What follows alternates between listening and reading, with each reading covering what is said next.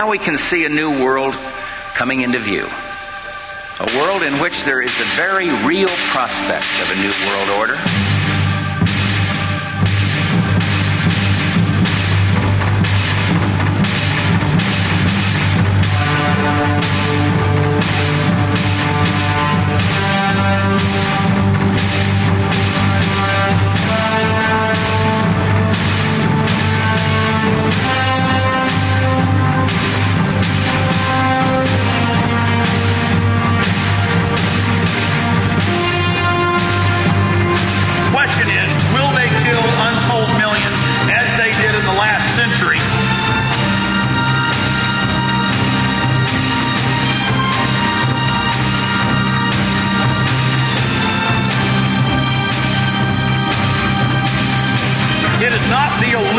Cockroaches that determine that. It is you.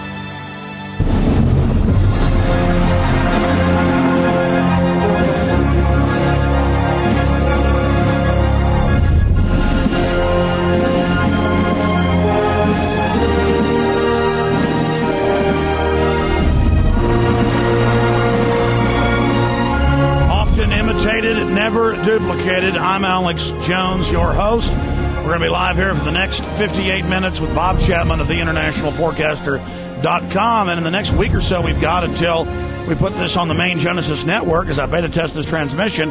We have no commercials this hour. But we're going to have reduced commercials when the show kicks up in about a week and a half on the main network. And the good folks at WWCR are carrying this fourth hour as well right now. We're excited about that. Let's go ahead and go back to Bob Chapman and directly, of course, back into your phone calls from all over the country and all over the world. Bob, any other key points that you think need to be added before we go back to the calls? No, let's go to the calls. Let's go to the calls. They're the most important. Yeah, let's do that. Let's talk to Rick in New Hampshire. Rick, you're on the air. Yeah, hello. Hello. Bob, I've often wondered, you've obviously studied this, how did the hyperinflation at the end of the Weimar Republic end, and what was the transition period, and does that have any bearing on maybe what may happen to us? Well, in 1924, they started deflation. It started a collapse. It ended in a depression. And at that time, there were large groups of people in Germany, private armies, if you can believe that. And some of them were quite large, and one of them was the Brown Shirts. And, of course, Adolf Hitler got together with them, and the National Socialist Party ran in elections and were elected in 1931, and he was appointed chancellor. And, of course, Mr. Schack was running the finances at that time. And they put a program together out of the ashes, so to speak, that began to work for them. And, of course, not only did they try to rebuild the economy, but they also try to rebuild for war again. And to compare it to today, all of the tenets that were used by the National Socialist Party are in place today in the United States. And I would expect relatively the same thing to happen. We'll probably end up with some sort of dictatorial government if we allow the government and the people in the government to do that. And maybe the Amero is phasing into the situation, too, to replace the dollar. Well, the Amero is something that they'd like to do, but I think under the circumstances, it's going to be very, very difficult. And the comparison, of course, is the euro. And the euro has serious problems, irrespective of the fact that it's going up against the dollar, which just happens to have one heck of a lot more problems. And so And I even see a good possibility of the Eurozone breaking up. And that's another story unto itself as to why. It's pretty simple. You got one interest rate for everybody, and it doesn't work. Well, the government also they just shoved down their throat. Well, the government also never let them have votes on it. When they finally did in Belgium and France and a few other places, 80+% voted against it. So the people hate it, and it's breeding revolution. Yes. Anything else, Craig? Well, or Rick, excuse me. All the financial problems basically go back to what happens. I mean, a vast majority of the gold on the planet that used to back currencies in America, it's been concentrated. So, but basically, once you end up with an unbacked paper currency, you've got vulnerability to all these shenanigans. Is that basically true? Absolutely. And we don't know if the United States government has any gold. 1954 was the last audit, and Congress refuses to audit it. So, with the smoke, there's fire. Maybe they have some, maybe they don't. Basically, what we have here is a population that's been flying blind, driving blind for a long time, but now the elite have gotten so delusional on their power trip that in a lot of ways they're flying blind and just hoping that their hubris carries them through it. But they've stocked it away, and they've got survival centers, and Bush has got his 100,000-acre Paraguay ranch and all that stuff. Oh, no, I agree. They've built underground bases for themselves and all the rest of it. I appreciate your call. We're going to go to Craig in New York and many others in a moment. But first, Bob, did you hear about the communist Chinese paramilitary secret police, the death squads that they admit, Associated Press, that do the arresting of political dissidents in China and Tibet? The cream is a 30-man, 24-hour-a-day squad, so it's a 90-man squad, but 30 on the ground at any one time, who guard the Olympic torch, and they wrestled and beat up British, French. This is all in the news. They came to San Francisco 2 days ago, and a torchbearer with all these SWAT teams around pulled out a little Tibetan flag. The Chinese commissars, political police, tackled her. Then our police grabbed her and slammed her and threw her. I mean, precedent upon precedent for foreign troops. You talked about private armies. There's now confirmed BBC reports of Ukrainian troops running around in northern England and Scotland, pointing guns at people and running checkpoints with the police screaming at people. There's all sorts of. They signed a deal a month ago for Canadian and Mexican troops to quote police the American people. It's finally mainstream news. I mean, it's like we've woken up in the Twilight Zone. It all goes to show you how valuable and how important those weapons are that you have, and you never want to turn them into anybody. Because if they're going to start moving troops over borders, and they obviously are, I mean, you saw the new quasi-secret agreement that went down between Mexico, the U.S., and Canada recently, and there's been a big hullabaloo about the Canadian-U.S. Agreement to exchange troops. And it's really more for U.S. troops to move into Canada than it is for Canadian troops to come to the United States. Exactly, and Mexican here, yeah. Yeah, but they are continuing to pursue their program, and if we can't beat them at the ballot box, we're going to have to stop. There's just no two ways about it. Well, it's like a bad comic book or a bad science fiction movie. I mean, these people are nuts, but I guess most leaders throughout history go crazy and want total power and become Napoleonic. That's true. Let's take another call. Let's talk to Craig in New York. Craig, go ahead. Hey, what's up, Alex and Bob? You guys are true patriots. I just wanted to ask you what you guys thought, since you said, Bob, that the New World Order's factions were split between Europe and America, maybe the Anglo-American powers, on how to go about Iran. I thought, how likely do you guys think it is that they use Gladio-style groups, agents provocateurs like Baader Meinhof, like that, RAF? They got this white Al-Qaeda now, to get Europe involved with going to war with Iran. Well, you always have these factions, all of which are manufactured by the elitists, and there's not too much we can do about it. We can talk about it, but we can't act against them because we don't have the cover of authority or the wherewithal to do it. I mean, we're all making a living one way or the other. We can't traipse off to Northern Ireland to ask foreign troops why they're there.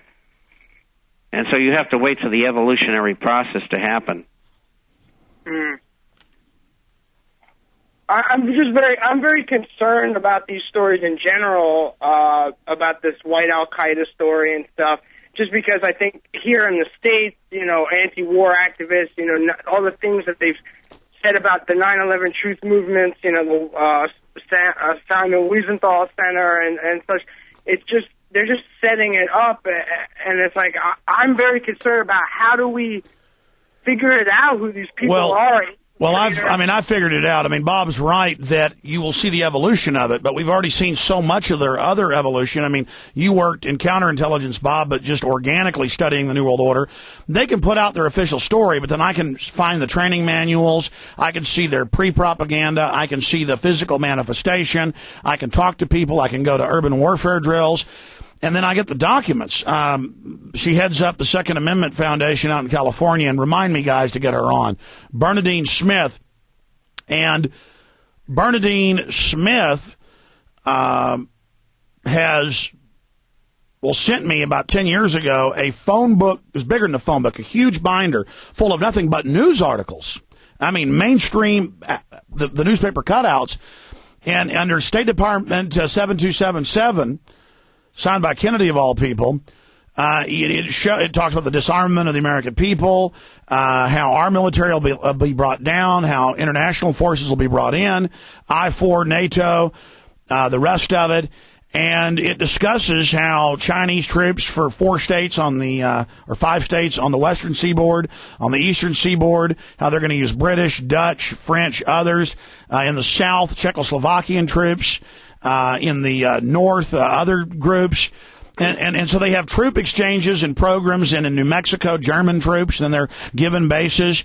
And then you tell people, they laugh at you, but where did these stories all come out 20, 30 years ago? From colonels and generals who were anti-New World Order and came out and told us. So now, I mean, in my film Road to Tyranny, made 6 years ago, I mean, more than almost 7, it was right months after 9/11, I had mainstream articles where they said Mexican and Canadian troops to protect America. They put Norwegian AWACS in. They used Mexican troops in New Orleans. Any excuse to set that precedent, just like they brought Hessians here 240 years ago. And so, as crazy as it sounds, they really are intending to do it. Bob Chapman? No, I think they are, if they can get away with it. And, can we stop them before that? I don't know. All we can do is keep on getting the word out, because it's the most important thing of all, to make more people realize what the situation really is. Well, I agree. Believe it. This is a bold stroke. I mean, people that will fly remote control planes into buildings, individuals that are that bold and that daring, they're the types that will use foreign troops or release bioweapons or set off nukes or do anything. I mean, Bob, I'm getting that from you, and over the years I've seen your evolution to get even more hardcore. I mean, with your analysis, your financial background, everything, I mean, is that a stretch to say we're dealing with people that are almost bored? They want to do wild, crazy things? I think that's true. And, they have this egotistical problem. That's why they're as arrogant as they are.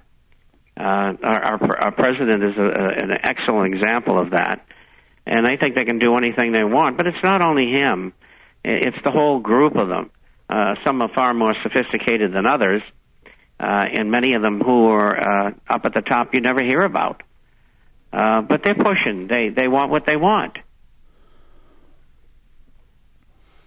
Hello? Yeah, yes, sir. Anything else? I just wanted to say about the footage of the white Al-Qaeda. My stepfather he's Special Forces, Army Special Forces, and he saw those supposed white Al-Qaeda, and he said to him it looked just like Royal Marines or MI6. Yeah, well, let me stop you. Your family member is correct. I went and looked that up. They were airing a British TV report where they admitted that it was a British military demonstration for a classroom.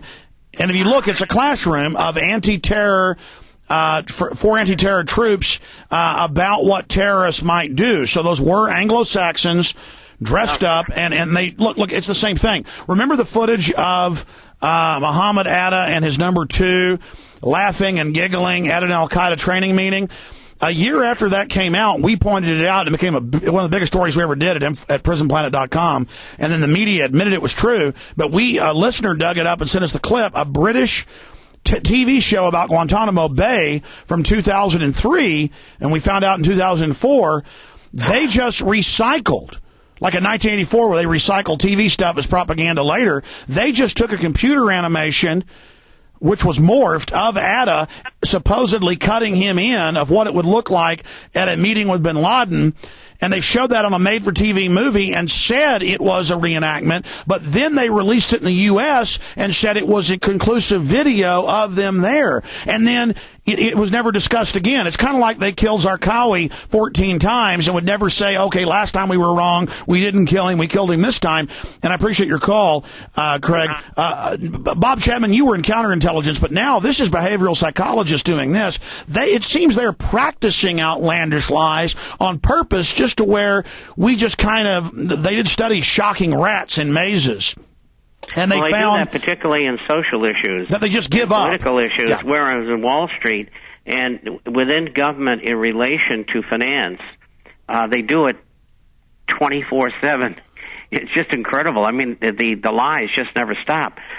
You have to spend a lot of time or have a great background in research to be able to spot what they're doing quickly, because they're very good at it. But that's my point. They are doing it. Is that they're almost making it base and ridiculous and crazy, and then spewing out a fire hose of lies where you can't even. I mean, by the time you're done looking at one lie, it's the next. And I mean, I think they may start showing cartoon characters on TV and saying it's Al Qaeda. Yeah. Yeah, it's a good example. Chris in Tampa. Go ahead. I reported on Al Qaeda years ago. And explained what it was. Well, tell folks from your research what Al Qaeda is. What's that? Tell folks from your research what Al Qaeda is, Bob. Oh, it was an operation created by our government, a boogeyman, so to speak, and Osama bin Laden's part of it.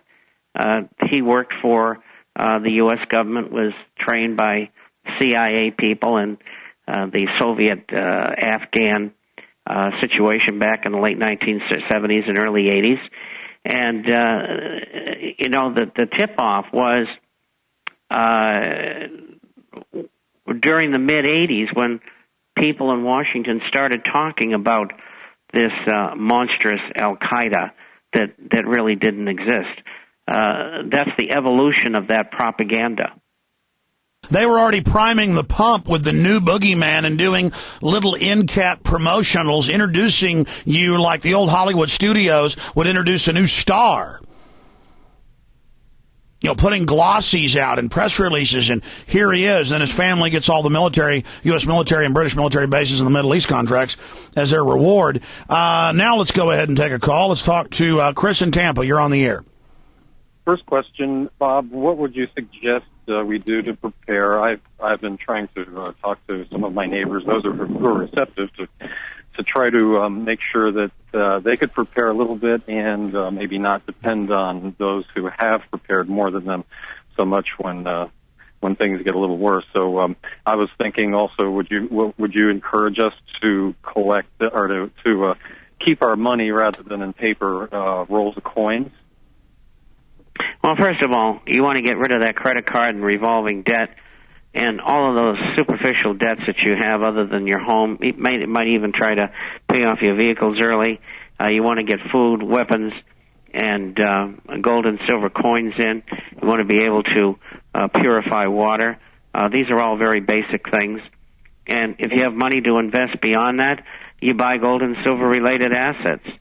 And as the money, as the gold and silver becomes more scarce, though, and you see people going out and melting down pennies just for the copper or the other mineral. Yeah, what about the silver shortage? Well, it's real. If you notice in the international forecast which you receive, We have stories from subscribers all over the world. Well, I know it's real because I've got AP headlines. Well, 12 top silver sellers sold out. Ted Anderson can't buy it. I go down to the corner shop here, and they're sold out of everything. I mean, go ahead. Well, it shows you how the futures market is manipulated under the guidance of the CFTC, the Commodity Futures Traders Corporation, which is supposed to oversee and make sure that everything is done legally in those markets. And, of course, they're part of the government, so they allow the manipulation. But there is not a lot of silver around. Yes, the limit coins are being made in Canada. Yes, there's been a lot of delivery taken of contracts, both large and mini contracts.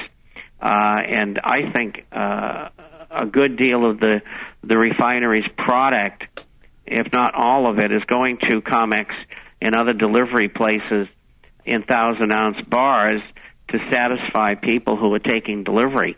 I mean, it's a cheaper way, actually, if you've got the money to do the big bar. That's fine, but if you don't, they have many contracts, and people are starting to buy the contract and take delivery.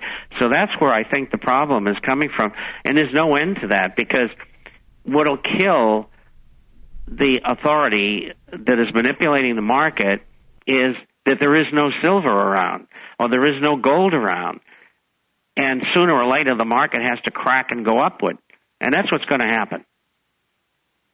Yeah, great. My second question has to do with what, as I learned from you, Dick Cheney wrote in PNAC that we need to use our friends in the media to help legitimize the use of race-specific bioweapons. And this recent media frenzy with Pastor Wright, Barack Obama's ex-pastor, I think that issue is falling into Dick Cheney's plan because it desensitizes people to even question whether race-specific bioweapons even exist. So it's also interesting that, of course, Zbigniew Brzezinski wrote in his book Between Two Ages, the year after Congress authorized the $10 million to fund a synthetic biological agent that describes AIDS. He wrote the year after Congress authorized that funding that we would be able to make new diseases. So perhaps Barack Obama should distance himself from his advisor, mentor. So I wanted to ask your opinion about that, Alec. Perhaps the media is following Dick Cheney's his lead that they legitimize the use of race-specific bioweapons by desensitizing us or conditioning us to the idea that they don't even exist. You know, they've always denied that they existed, even while it's in all the scholarly reports and Jane's Weapons Quarterly, and AIDS is admitted to have been engineered and a lot of other things.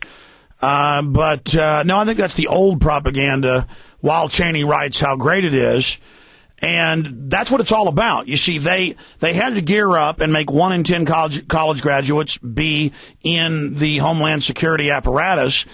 They got to have 1 in 10 being a spy, a tattletale, a torturer, a thug, a assassin, a data tracker, a surveiller, a spy, a snitch, a scumbag, a anti-American trash, because they're going to take everything. They're going to take a free society down to absolutely nothing.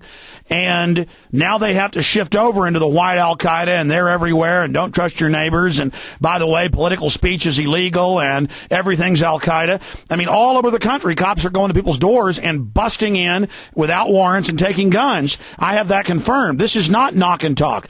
This is not in Oakland and New York and Dallas. They say on the news they're asking to come in, but no, they're demanding and pushing their way in.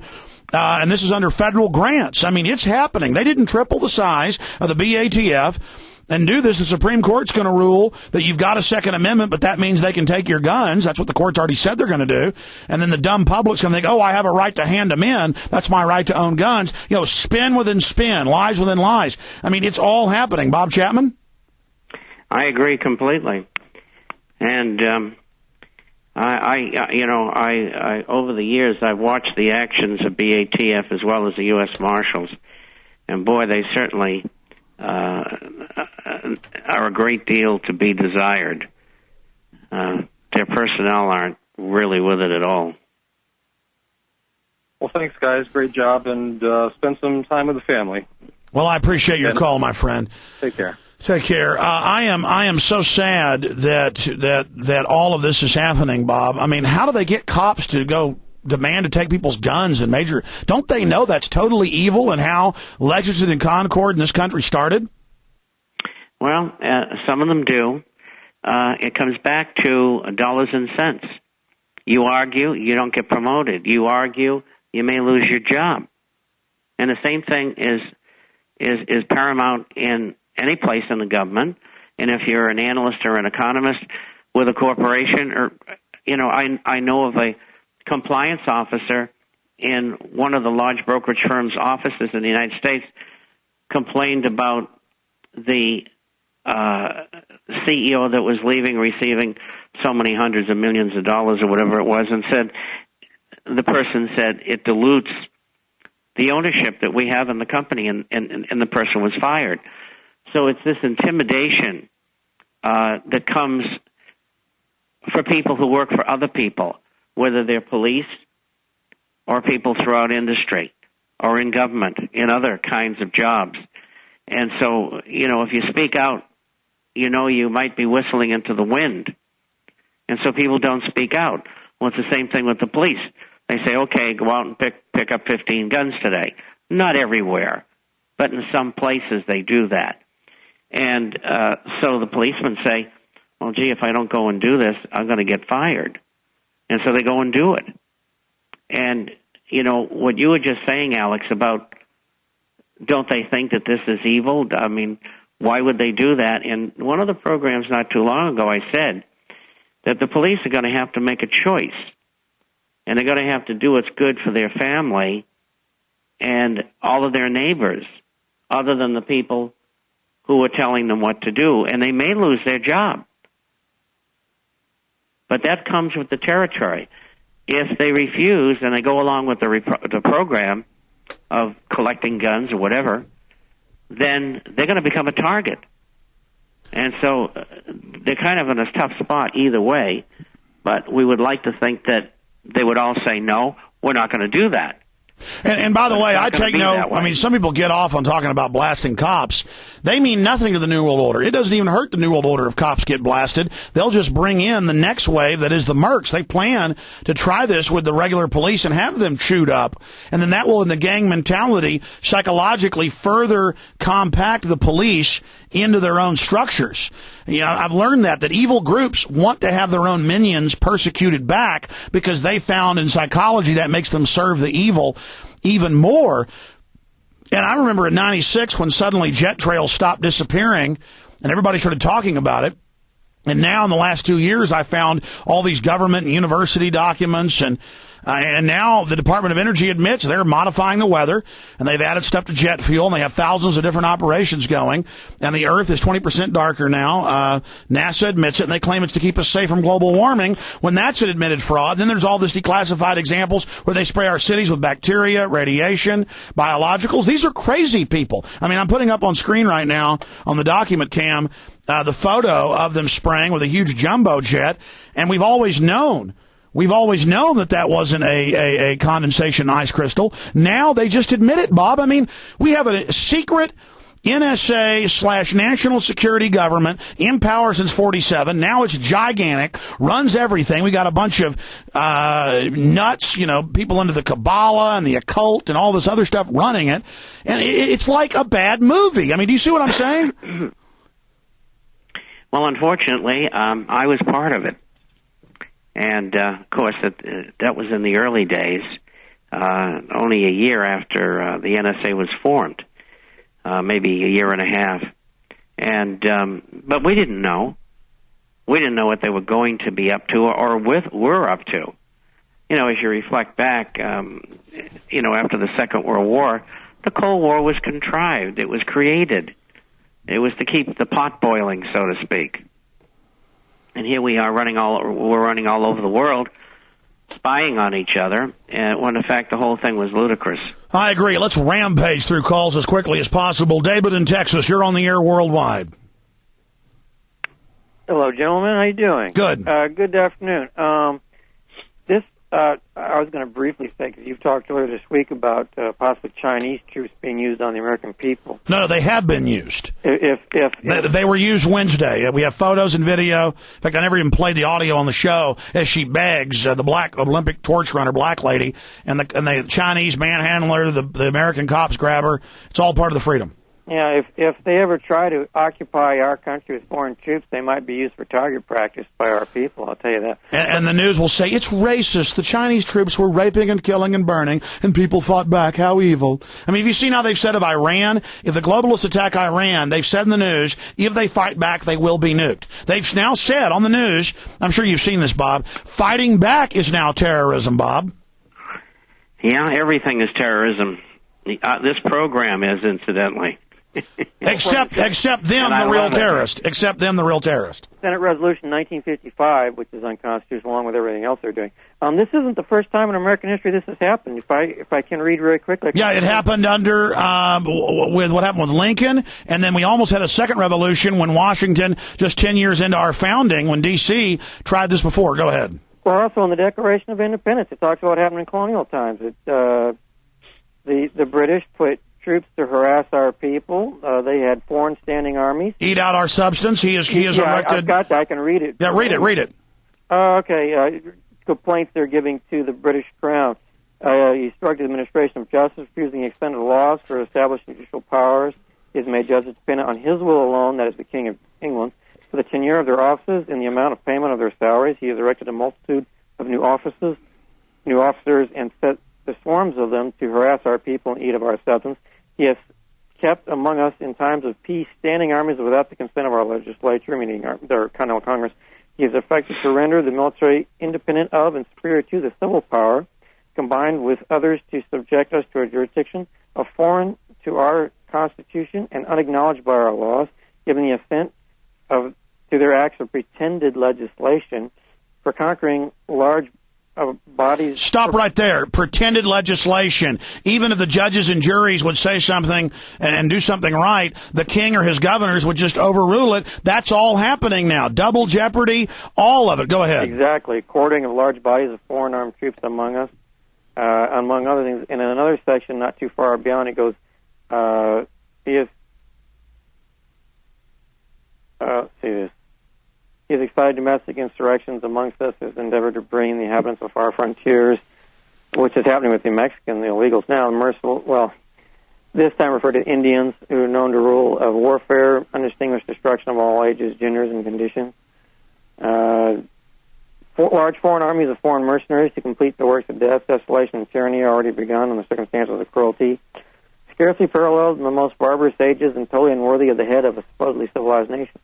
Slight paraphrasing there, but that's from the Declaration of Independence. I have a proposal. I have like a lot of post-constitutional amendments I've been talking about in some of the Patriot radio programs lately that I've managed to call into. But one of the things, if it comes to it, if Congress totally goes outside the Constitution, there's one final thing we can do short of violent revolution.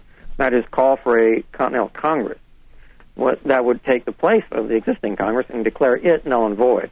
What you do is you call for the states to declare members of their own respective state legislatures, which under law are supposed to have. Yeah, New Hampshire has the Article 10 right to revolt, and they've actually tried to pass that. On 9/11, they had the majority of the cities, the townships, ready to secede, and then the attacks happened and they dropped it. Well, yeah, we get our state legislatures to send in replacements for the existing Congress until they can reconvene a new government, hold a new election, and get back to the Constitution if it came to that, or at least theoretically try it. And the problem is the majority of the public are talking about what color iPod they're going to have, or how they're going to act stylish, or what new tattoo they're getting. And I'm not bashing tattoos. I'm just saying that isn't the world. And meanwhile, we've got a whole shadow government spraying us with God knows what. I mean, it's so far gone. I mean, it's so insane. I appreciate your call, David. Great points. Excellent. Yeah, Mark and Mass, you're on the air. Hey, Alex. Guys, what's up? Thanks for putting me on. I just wanted to tell you guys that I met up with Noam Chomsky and fired off a question to him about 9/11. And did he say again that he doesn't care, even if 9/11 was an inside job, so what, it doesn't matter? More or less, yeah. He pretty much pontificated for about 6 or 7 minutes, and I was able to bring up, during his reply, I was able to bring up the bombing in '93, and he was familiar with that, and yet he didn't bring up any of the circumstances surrounding it to all the people there in Tufts University. Well, look, he's MIT. That guy's complete government. He'll tell the truth about manufacturing consent and how the corporations control everything and how they're not free market. But then he says the answer is world government and the UN when the bankers created that as well. They use a false left-right paradigm. He's on the left. And I destroyed Noam Chomsky in a debate. There's all these liberals who aren't really that intellectual. They just sit around talking about how smart they are. Have you read Chomsky? Chomsky's at like a third grade level. I mean, we're dealing with twilight language, disinfo, communication, triple disinfo. We're dealing with revelation of the method. We're dealing with, history and integrated information warfare and finance and bioweapon control and massive ongoing eugenics programs. I mean, Noam Chomsky is like for people that play at knowing what's going on. Bob Chapman? I couldn't agree with you more. Yeah, anybody who's for... As a matter of fact, you might even say he's financed by the government. Well, he is. He's disgusting. He makes me sick. I want to get him back on the show so I can tear him up some more. He wants to ban guns. Yeah. He's promoting a new book, so that would be great if you could get him on the air. Yeah. He actually says that a lot of the architects and engineers that have come out don't really have a legitimate leg to stand on, apparently. But then gives no facts. He's just full of, he's put out a book defending the official story. Well, he actually has a 9/11 book. I flipped through it briefly, but it was almost like it was postcards or something. It didn't seem to have any real substance in it. Look. That old crone, nobody listens to that ninny, and it doesn't matter. He's weak, he'll be defeated. All right, I appreciate your call. Carter in Louisiana, you're on the air. Go ahead. Gentlemen, it is my solemn honor to be able to talk to both of you. Good job, Bob, excuse me. There are three things that I'd like to address. First off, do you think it would be a good idea to do a sheriff and police outreach so that we can bring them along to what's going to happen? And a moment ago, we were talking about what was going to happen in the communities of these people, when in fact we all know, and you may have forgotten, that they mail them off. They nationalize them, they send them to other places to commit the stuff. The other thing is, how sympathetic are guys on the inside of our government, intelligence service? Most of them are totally freaked out and upset, but they have above them either communist or Christian Zionists who are just real stupid. They think Israel's God. They think everybody's about to get nuked any minute. I've been around these people, and they just literally, we had to carry out 9/11 because the Muslims are so dangerous. We had to lose 3,000 to get the people motivated to, but then you start trying to tell them that our government's behind the Muslims, then they go, cannot compute, and totally flip out. They've got also a lot of dumb CENTCOM guys engaging us on the blogs, but by and large, most people in government now actually don't like what's happening, and that's what may hold back the globalist, because Hitler was pretty popular up until about 42, and then it was too late. Here, before they even get going, they're very unpopular. But let's see if Bob agrees with me on that. No, I agree with you completely. Absolutely. That is a possible seed of what could add to a rebellion, so to speak. Figuratively rather than physically. And there are people in the military who certainly don't agree.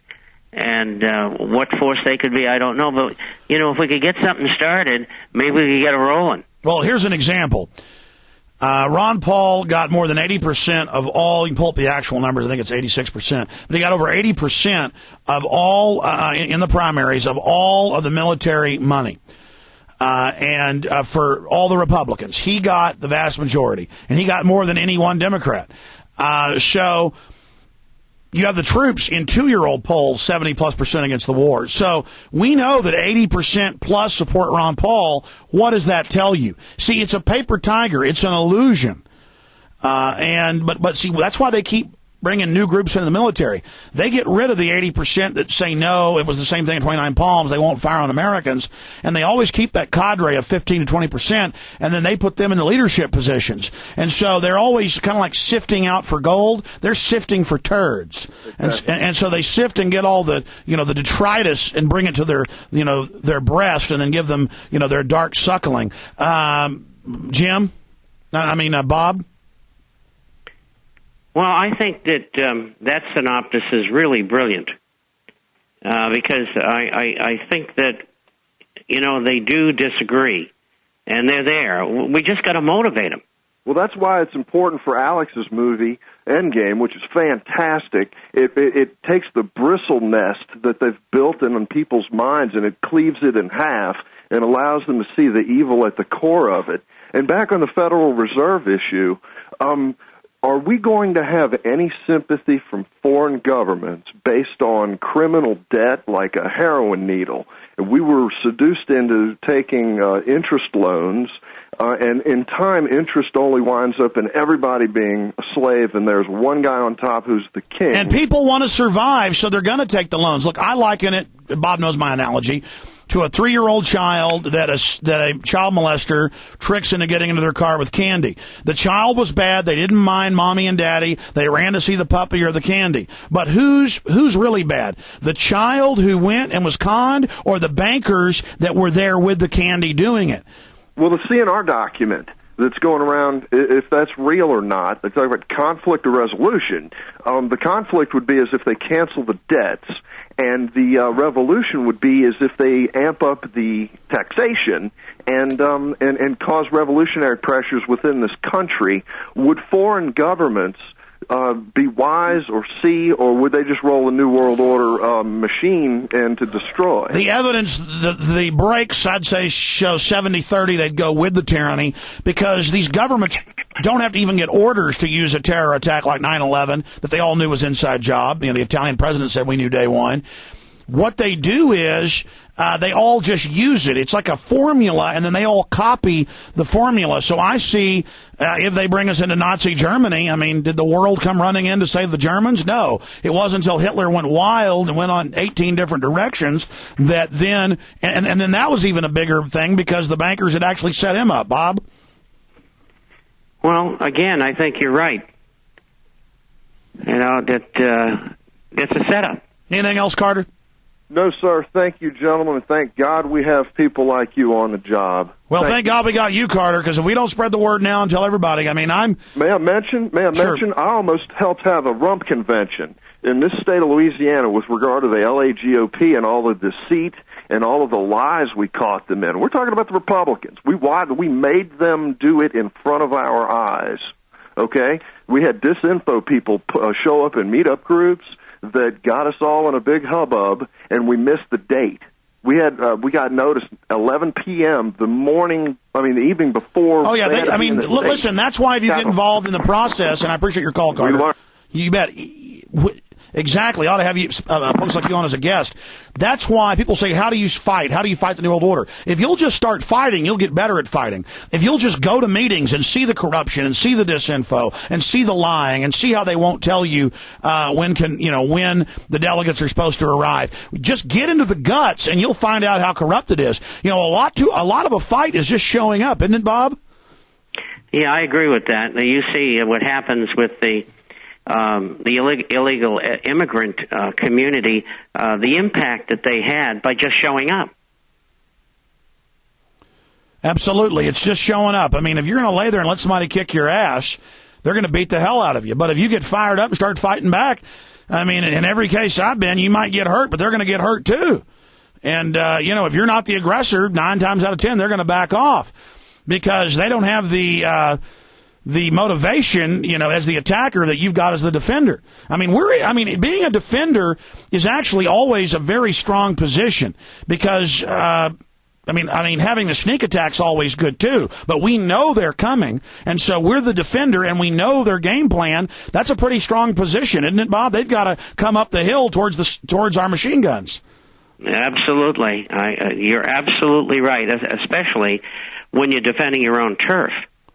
And you see what's happening in Iraq or any other country, Afghanistan, in Vietnam, the sacrifices people are willing to make that they might not make if they were in another country other than their own.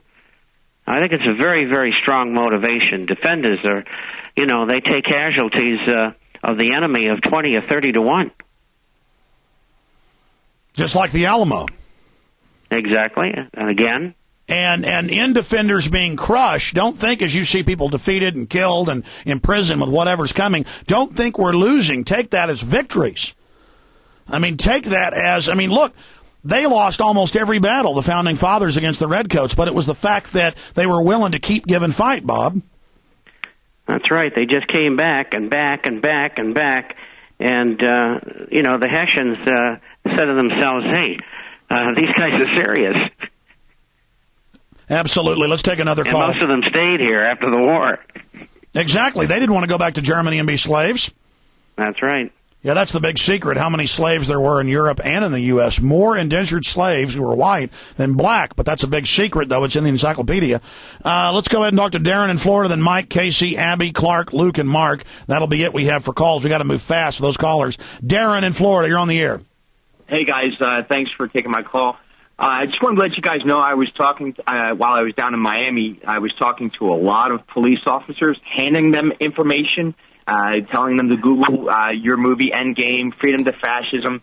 And some police officers, took it. There were very few that would have nothing to do with it. And there were even a few that said, I know there's something going on. And I would, challenge them and, talk with them. And a lot of them were really, really open to the situation. And I'll tell you this, every time I go into a cafe, I hear another person talking about the evidence standing out in 9/11.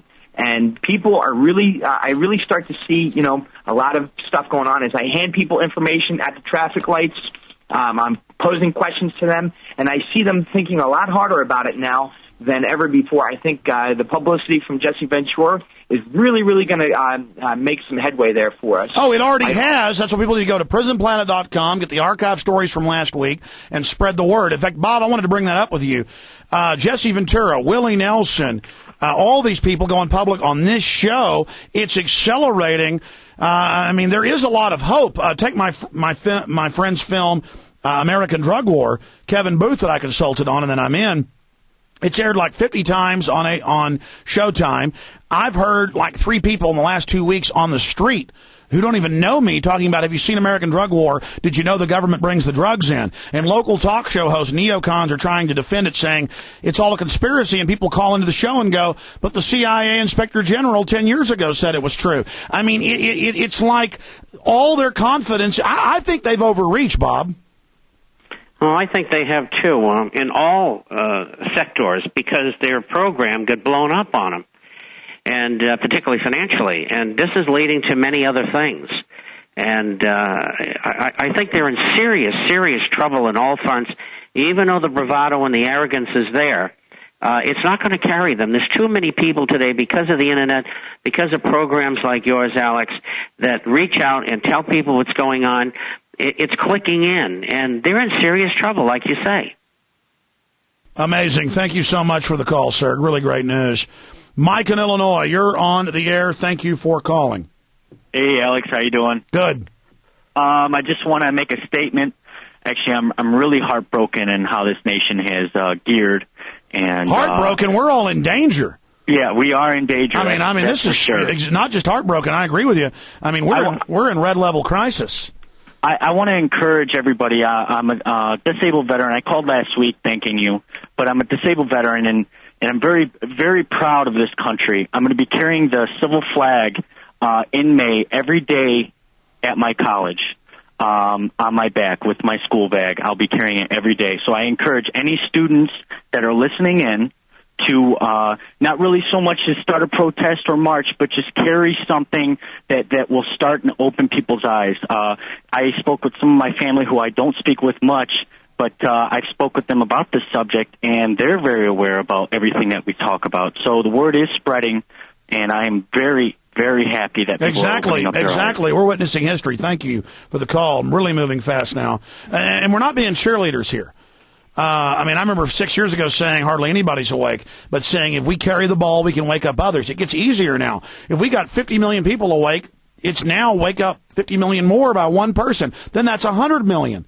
And then you wake up one more, that's 200 million. Game over, we've won. And the globalists are scared. I think they may set off a nuke or bioweapon or start a war any time to try to fail forward. Bob Chapman? I just, you covered it again. It is what it is. I guess it happens every 50 years, 60 years, you get thugs, and there's always a world war. And you read history, this is the norm. Now they got nuclear. Well, I think, Alex, one thing you can add to this, and this is for the people who don't believe. If for years now, perhaps the last 10 years, more than anything else, you look at what has come out on the Internet and through shows like this, and you've got to believe there is such a thing as the Illuminati, and there is a conspiracy. It does exist for those people who are in power, and you've got to get that into your head if you're not listening. Well, exactly. There's always been secretive elites, and they tricked us that they didn't exist, and that was the devil's greatest trick. Let's go ahead and talk to Casey in Austin. You're on the air with Bob Chapman, theinternationalforecaster.com. Go ahead. Okay, Casey, you're gone. Your phone cut out. Abby in North Carolina, you're on the air. I just want to say I'm happy to be part of the Second American Revolution, and I'm very happy to be informed of what's going on. Finally, people are starting to wake up in America. We need to start helping people throughout the world wake up so that when we get down there and we get down in the glut of things, there's other people that have to be out there that will fight with us, not just here, but all over the world, for freedom, liberty, and justice for everybody. Well, I heartily agree with you, Abby. Anything else? She's gone. Clark in Arkansas, you're on the air. Oh, I'm very glad to speak to you today, Alex. Nice to talk to you. I think that you should do a show fairly soon about the way that you make films and the fact there's so many creative people that need to use their gifts to enlightening other people more so about. Well, that's all I've ever tried to do is tell people they're all leaders, they all have passion, they all have intelligence. Just do something. People expect that they've got to get up and kick the New World Order's butt by themselves, and it's got to be beautiful, it's got to be perfect. No, it's just putting your weight against them, not laying down, not complying, saying no, saying I'm never giving in. You cut my arms and legs off, I'm going to be biting you. Bob Chapman? Well, I don't know how you do those. Make those videos and things like that. I don't know how you find time to do it. But it's not just that, Bob. How do you find time to write a big, detailed analysis, every couple days? We both work 18 hours a day. What can I tell you? But you just do it. See, Bob does his thing. I do my thing. You do your thing. We all just do something towards exposing these bastards, and they'll fall. Clark, anything else? Yeah, I got a little short list. First, American drug war. It is a necessity as much as owning in-game to watch. This is a necessary film for people to have in their activist toolkit for people. This is ridiculously important. I can't even, fully describe it. As you said, Selig Castillo is now awaiting a trial basically because he spoke out so vehemently for years and is in this film. And marijuana is kind of like the 9/11 of drugs. It's once you look into its legalization or criminalization, it's just so ridiculous. It's sad, and also hope people will do a lot of stuff for July 4th and start planning for that as an activist date. First, I wrote this down: inform yourself and then educate others about the economic terrorism of the reserve. Because I remember Paris on your show that said, people, you got to inform yourselves when you talk about this, because talking about stuff you don't know about almost is worse for the cause. People have to understand economics. They have to understand the Federal Reserve's placement and the scope of this situation we're in, and they have to inform others vehemently in order for them to, if people know, ahead of time who was going to do 9/11, they would have been able to stop it even more so. I really think that it would have gone nuclear or something people like you wouldn't have put out the word that, this stuff does happen. And the only way to keep the economy safe, farmers are farming, businessmen are doing business, but as long as people are starting to hear about the fact that, no, the depression is caused, inflation is being marked the wrong way, that is just terribly important to everybody, and especially I hope that people work hard over the spring and summer to inform people about that before it gets too late and before too many people can, totally look the wrong way as we go into this inflationary process. Thank you very much. Well, I agree with you that they were planning a lot of other stuff on 9/11, and for some reason, I don't think it was me on that day. For some reason, they didn't go full bore, but it just gets more and more and more and more suspicious. All the things they're up to, all the things that they're doing. And I know this, if we hadn't been exposing the paradigm of government-sponsored terror, they would have carried out more attacks by now. I think we've taken that tool of government-sponsored terror, that mechanism, and broken it right in front of their faces. Bob Chapman? Yeah, I agree with that. I think that they ran into a brick wall there. And they're trying to find other avenues. And the avenues, at least as the Bush neocon group is concerned, is Iran. They'd like to get that going to prove that there is, in fact, terrorists everywhere, and to keep the pot boiling. And, the very temerity of what they've done in Poland and the Czech Republic, along with the Europeans and the UK, they're just saying to Russia, we won't have a war with you. And so part of that aggressiveness is caused by the fact they got stopped at the pass on terrorism. Nobody believes them anymore. And so it's an attempt to just basically throw their weight around. Right, and cover up what they're doing. They're terrified of this thing. They ever get in a position where they got to go to court, they might get hung. Well, have you heard, like, all sorts of big, high-level UN people and parliament people and former presidents in Europe are saying they think it's an inside job and that there needs to be an investigation? It's really starting to concern them. Let's go ahead and take a few final calls. I'm going to let Bob go, who I really appreciate giving us all this time. Luke and Mass and Mark in Michigan, and that's going to be it. Luke and Mass are on the air. Alex, I'm kind of worried about my friends down in Texas because I know the fighting spirit that you guys have, and regarding just your well, you call it national pride for lack of any other term. So I think that if anybody were apt to take out a part of the country, I think it's going to be you guys, because I think Texans are the biggest. Well, I don't want to say Texans are tough or Texans are unusually tough or something. A lot of the old Texas thing was it was already the roughest, meanest people that came over to the United States, and then the very toughest, meanest people that wanted to fight, and frankly, they just loved killing and being killed and loved having wars, and they loved staying at the Alamo and dying. They were into it. These were some real badasses. Davy Crockett, all of that. The most cunning, vicious, smart, whatever, greedy, because they wanted land, were the people that were the cutting edge that finally came into Texas, and then they broke the back. By the time Texas was captured, the back of the Indians, because before the natives were beating the whites a lot of the time, and it was huge battles, and Andrew Jackson and the rest of it. But by the time they got Illinois and Texas secured, that was the most vicious fighting, and so Texas was peopled with those folks. But now most Texans still like to drink and get in fights and all that stuff. And I have found, growing up in Dallas, people really, especially the rednecks, we used to go beat each other to pulp on the weekend for fun, and people would kill each other. I just had a client come in from Texas in our studio in Providence, Rhode Island. And I mentioned the Trans-Texas Corridor to her, and her face, I was like, yep, that's a Texan. I've traveled with a lot of Texans. Yeah, but I want to say something bad about Texans. Most Texans now are used to love Bush. They buy into the fake Americana. Hey, you know what? Let's go into emergency overtime. Let's kill the intro. We'll rejoin transmission because I finish up. Who am I talking to? Luke and Mass, and then we'll let Mark finish, and then we'll plug Bob Chapman's newsletter. Luke, finish up. Yeah, it was just I've traveled with Texas in an international group. Matter of fact, I actually traveled with the daughter of Will Parrish. I don't know if you're familiar with Will. Sure. Yeah. And so I kind of got the first-hand experience with the Illuminati per se, but not much of a threat there, I don't think. Okay, I appreciate your call. Mark in Michigan, last caller. Go ahead.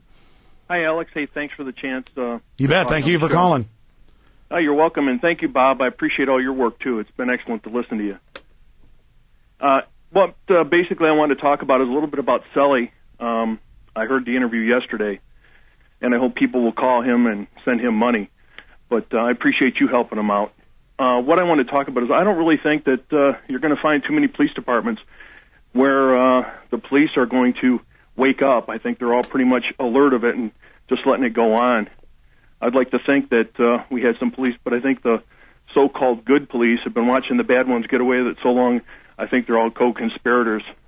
But I think that's kind of a scary thought, and it goes along with what you were talking about, that they could just pull the plug at any time in order to push their agenda. Yeah, it's a personal power trip, and as things get even scarier, they feel like, well, at least I'm on the winning team. I got to jump. We just had to let Bob go. He had to do another interview. I want to thank Bob Chapman, the international forecaster, for coming on. I had Christina Ebersol on today. I aired some clips from my original show on the day of 9/11, talking about anthrax attacks and everything else. Very good show. We're going to rejoin that show with Christina Ebersol.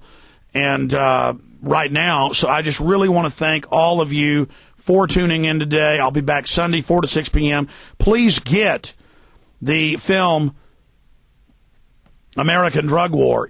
It really needs to be seen. It's an important film, and we have it. It's 3 hours of extras, 2-hour film, 5 hours total. I consulted on it. A bunch of my stuff's in the extras and in the film. And I just hope that you will get American Drug War, The Last White Hope. It needs to be seen. People need to understand how it's staged, how the government ships it in. I mean, what's it say right here on the cover? It says, "We have met the enemy, and it is our government." And the Austin Chronicle said, a movie that features interviews with comedian Tommy Chong, former drug czar and the founder of the Blood Street Gang, is doing something right. 5 years in the making. Again, if you have PrisonPlanet.tv membership, you could see the video for this extra hour we do, sometimes more. Then we upload this within 2 hours of the show ending to PrisonPlanet.tv, so you can watch this extra hour when you want, how you want. I want to thank all the members of PrisonPlanet.tv. Without you, we couldn't do this. Okay, sorry to all the other callers. We are just out of time. This is the ending now. They first shot the hook in here, and I threw the hook away from me. Great job to everybody running the show out there. I want to thank them for the wonderful job they're doing, and I'll see you back Sunday, 4 to 6 p.m. Central, and back Monday, 1 to 3 p.m., the new showtime. We're blasting into the Christina Ebersol interview live, so please stay with us. That is, we're going live back into retransmission at Infowars.com. Love you, folks. Bye-bye. See you Sunday.